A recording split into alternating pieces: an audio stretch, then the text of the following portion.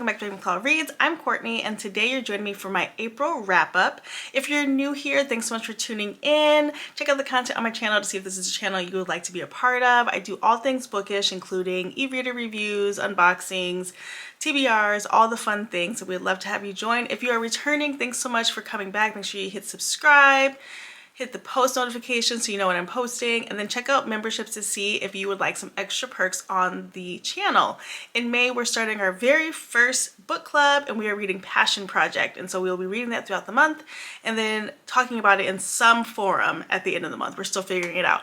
So if you have been here, you may have noticed I did not have a March wrap up, and the reason that I did not was because I filmed the most amazing wrap up 100% in slow-mo, and I just did not have the spirit in me to refilm it. And so I just said, you know what, we're just not going to do it. We're not going to do it this month. So I am going to dig in. I already checked, we're not in slow-mo.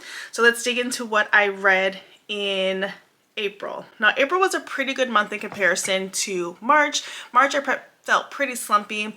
I knew that April had a lot of new releases coming out that I was looking forward to. And so I think that kind of just stalled me just a little bit. So at the end of each month, I do try to update in my reading journal what I did for that month. I still need to make my top read of April page. My printer went down, oddly enough, and so I had to wait and get a new printer, but it's here so I can print that off. But in April, I read 12 books. I read 4,179 pages. I read 2 fantasy books, 1 thriller, 4 romance books, 2 lit fic books, 1 cozy mystery, and 2 middle grade books. The best book of the month was Fearless, and the worst was kind of hard to name because it wasn't a horrible month for reading, but I picked the book Fun for the Whole Family. So we're going to go through and talk about each of these books, and you never know, you might find one that you really like. So I started off the month wrapping up Summer in the City. I had started that towards the end of March, and my secret hack is to finish a book on the first of the new month. It kind of makes me feel energized and ready to go, and so I did just that. I ended up giving this 4 stars. This book is written by the same person who writes the fantasy, I want to say Light Lark, and this is her first foray into romance. This book follows Parker, and who's the main female character? Let's see, Elle, and she met Parker years ago in New York. They kind of had a makeout session, nothing serious, just like a makeout session, and then kind of part ways. He makes some type of statement that she takes as him saying she's a gold digger, and you know, then we fast forward years later, and she ends up reconnecting with him as she's trying to write a book and get some inspiration for a romance, not write a book, she's writing a screenplay, and she's trying to get some romance inspiration, and so he offers to take her around the city to, you know, explore romantic spots. It kind of is a really basic romance plot, but it was good. 4 stars for that. I think that's a little generous now that I look back on it, because maybe it was generous because I was so excited to get into April, but maybe it's closer to like a 3-star. Next up, I read Say You'll Remember Me by Abby Jimenez. Abby Jimenez is definitely an auto-buy author for me. This is going to be part of a series. So this is part of the Say You'll Remember Me series. This is book number 1, obviously. And this book follows Xavier and Samantha. And Xavier is a vet. And he and Samantha run into each other when she brings in a dog. And the dog needs, oh no, it's a cat. The cat needs surgery because it can't BM. It doesn't have a passageway to do that. And so he oddly enough, as a vet, I think he opts that, you know, it's probably not a good life for the cat and that they should put the cat down. And Samantha decides to do a GoFundMe, raise money to do the surgery. The vet actually, I think he puts money into the fund, and then like she comes back for a checkup, or she's gonna move out of state and he needs to check on the cat or whatever. So like they end up linking back up, and when they link back up, he asks her out on a date, and then they start this sort of long distance relationship. Now they go out the day before she's going to LA, and she's going with her family. She got some family stuff going on. I won't get really into that, but they start this long distance relationship. Now I did give this 4 stars. However, I think one of the issues with this book is that Xavier is a total golden retriever. He brings that energy. She's not a cranky or anything, but she's just not putting anything into relationship. And Xavier has this amazing job in the vet field and continues to travel and extend himself to Samantha without her giving too much back. I think the only criticism I have about Abba Jimenez books in general is that they can get a little bit long. This one's 361 pages, and even 40 pages less would have been just fine, but decent. Then after that, I wrapped up the book, The X-Vows. I think I've talked about this quite a bit, but I listened to this on audio. I did try to read it, and it just didn't work for me, so I tried it on audio. It took a while to get it done on audio too, but I ended up giving this a 3.25. This book gives some basic tropes. Let's see, I'm gonna find out who the main characters. Okay, the main characters are Georgia and Eli, and they were friends as teens. Georgia kind of got roped into like a friend group slash family, like friend-family group, and they were longtime friends. They dated in their early 20s. They broke up, and now they're coming back together to support their mutual friend on his wedding. Well, they generally don't go in the same circle anymore because they live in different places, and it's just not a great idea. It just didn't, the relationship didn't end very well. And so now they're coming together for this wedding, and they are tasked to sort of make the wedding go off without a hitch. There's lots of things coming up that the groom needs help with, and they are taking that on, including like checking venues, cake tasting, all of that stuff. And so as they're doing this, obviously lots of people think that they are a couple themselves, and then they start kind of exploring what happened in their relationship and that type of thing. So 3.25, I thought the book definitely could have wrapped up earlier. It was drawn out. I did, like I said, listen to it on audio, which made the steamy scenes like really uncomfortable. And I don't mind that in a book, but it was just not it. Yeah, not on audio. Next up, I needed a palette cleanser, and I chose a cozy mystery called The Chow Maniac. I am quite a fan of cozy mysteries, and sometimes I get into like a little zone of reading a bunch and then take a break, but I had this one pegged as a book I wanted to read. It was recently came out. This book is by Vivian Chin. It's part of the Noodle Shop Mystery Series. This is book 11, so we're already deep in. We know all the backstory and all of that. I ended up giving this a 5-star, which I love that for me.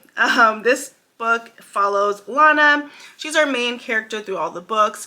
Obviously, she's gonna get into some of the police drama that happens, but this book basically follows an FBI person sort of coming, or a police person coming to Lana and asking for her to actually help this time as they're trying to figure out some murders that are happening in the Asian community. And it almost feels like an Asian mafia type thing that's happening, and it's all over like power and inheritance. And so there's that kind of backstory, which I thought was really interesting. Plus it just moved quickly. I like the backdrop of the noodle shop. I like Lana's character.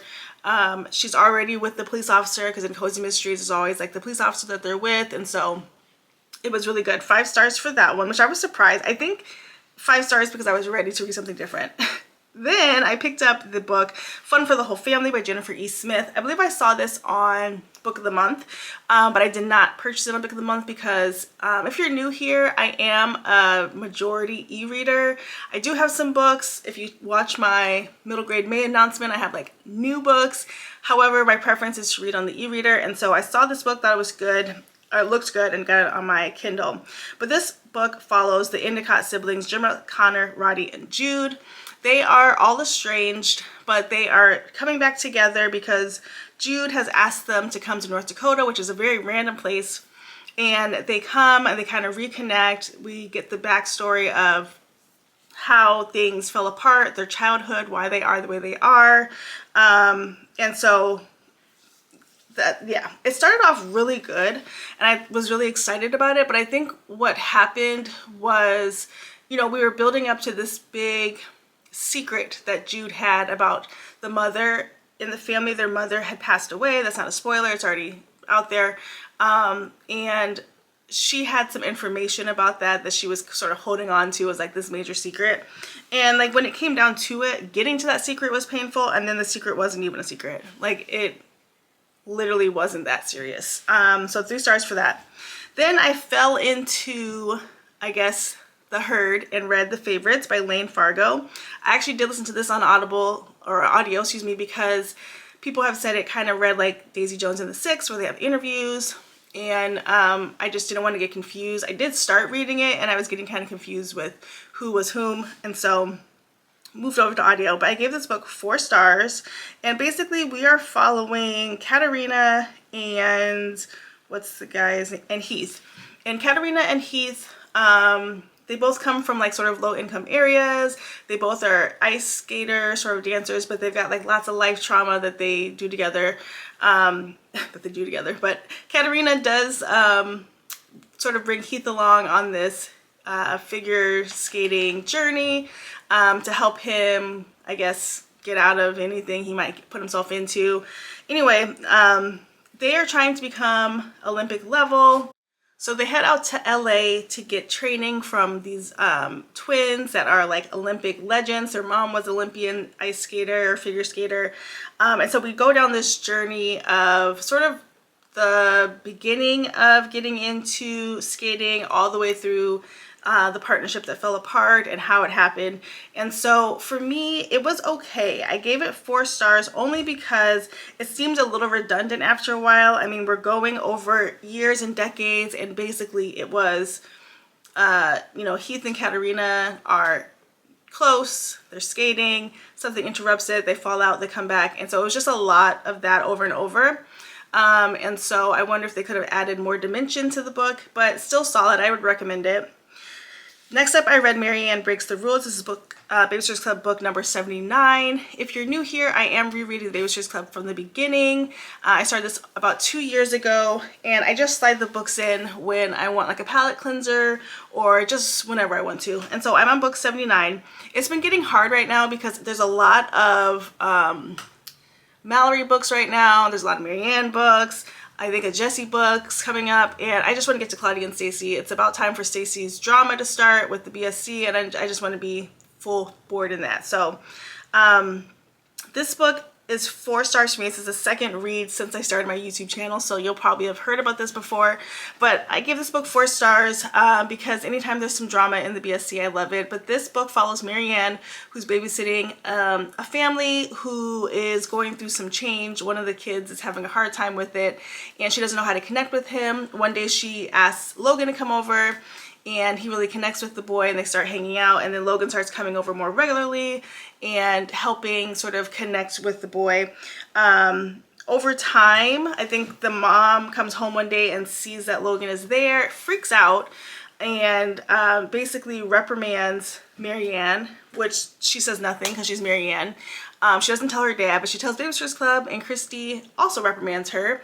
But I was stuck, lost, confused, dazed, all the things, because Logan literally is a babysitter.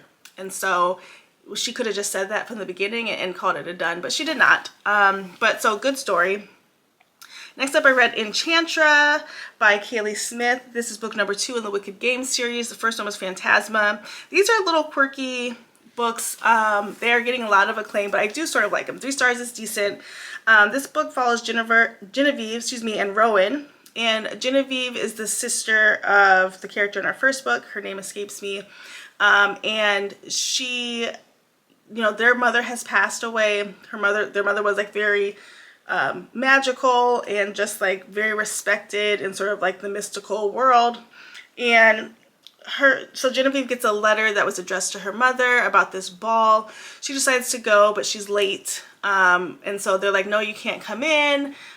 This ball is not for you. And she forces her way in, basically, only to find out that she gets stuck in like this ultimate hide and seek game that basically ends in death, and everybody else in the game is immortal, so it's not as high stakes for them, but it is for her. So she needs to partner with Rowan to help keep her safe. And they have to fake date, and I think fake marry, just so that he can heal her if something happens. I thought overall it was pretty good.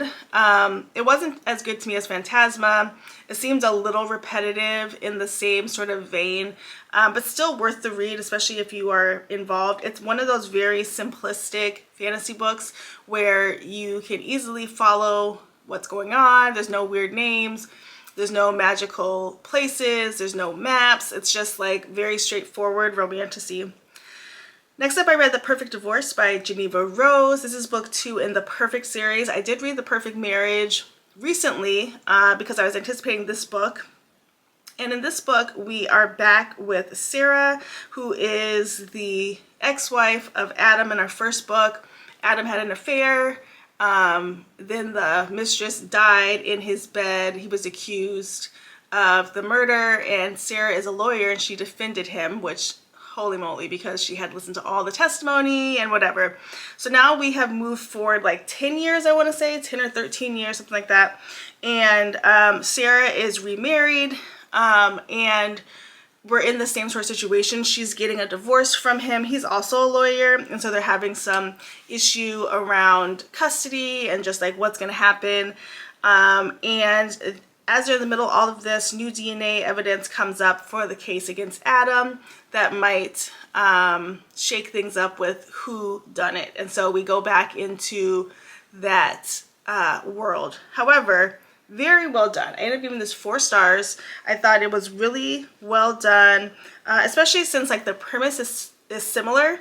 It was still very intriguing, and the plot or the twist at the end was unmatched.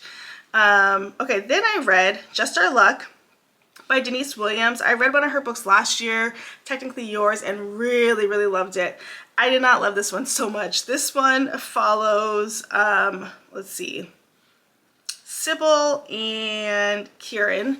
And Sybil is sort of like this free-spirited girl who's got a lot of bills on her plate, a lot of stuff going on. She goes to this donut shop. The owners of it, well, I think it's the son, Kieran, is kind of running it. He's cute. She kind of likes him. They start like a little flirtatious thing. They're like mid hookup in the back, and his sister comes in, and obviously Sybil runs off, but she leaves behind a lottery ticket that actually wins. And so Kieran goes on the news to find her. Obviously he's not going to use the money, it's not his, he knows who the owner is. And she comes and collects the ticket. She offers him money. He doesn't want her money, although the money would help not only his business, but also he's trying to go back to grad school or law school, and he can't afford it right now just based on the business he's running for his family. And so he does refuse the money, but she says that she will pay him if they fake dates, because she has some stuff going on in her family that she needs some dates for, and apparently her family thinks that she's like the mess up or black sheep of the family and doesn't think she has a boyfriend. So it's basically a fake dating plot with a lottery ticket in it. It was just okay. I wasn't reaching for it. I was reading it because I needed to finish it, and that was disappointing. I think it's mid. That's why I gave it a 3. So I think some people will enjoy it. It just wasn't my cup of tea at the end of March. Finally, I read book number 80 in the Babysitters Club. This is Mallory Pike, #1 fan. I ended up giving this 3 stars. Again, I'm stuck in characters that have little drama. But this book follows Mary Ann, who is doing like a research project and finds that one of her favorite authors lives close to her, and she starts wanting to be her assistant, and that happens, and she uncovers some things about the past, the idol's past or the author's past, and that kind of shakes her up a bit. I don't even remember what the B plot was. They always have a B plot. Actually, I think the B plot was Pike Kid related, which they're a lot for me. But yeah, that's the last book I read. I don't have much recollection of it, but I was happy to end March with... Hey guys, Editing Courtney coming in to realize that I forgot to talk about Fearless, which is the 3rd book in the Powerless trilogy. I was so excited to read this, and this is actually my most anticipated favorite book of the month. I ended up giving this book 4 stars, really loved it. Hard to talk too much about it because I don't want to ruin it for people who are deep into the series. I think this is the 3rd and final book in the series, and it was totally worth it. So if you are here in this sort of series, you're definitely going to enjoy it. But we follow Payton and Kai. This book kind of throws back to the first book where there's some gathering of troops, and there are different missions and things to try to figure out. And so I thought it was done really well. I do like this series. I know some people don't, but it's a chunker. It's 604 pages. Totally loved it, and I think Lauren Roberts did a great job. In April with 12 books, and look forward to jumping into May. I'm already 2 books down in May and it's the third, so it's super exciting. So comment down below if you read any of the books that I read in the past month, if you have any recommendations for me. Check out the other content on my page, and as always, thanks so much for watching. Don't forget to like, comment, and subscribe, and we'll see you in the next one. Bye guys.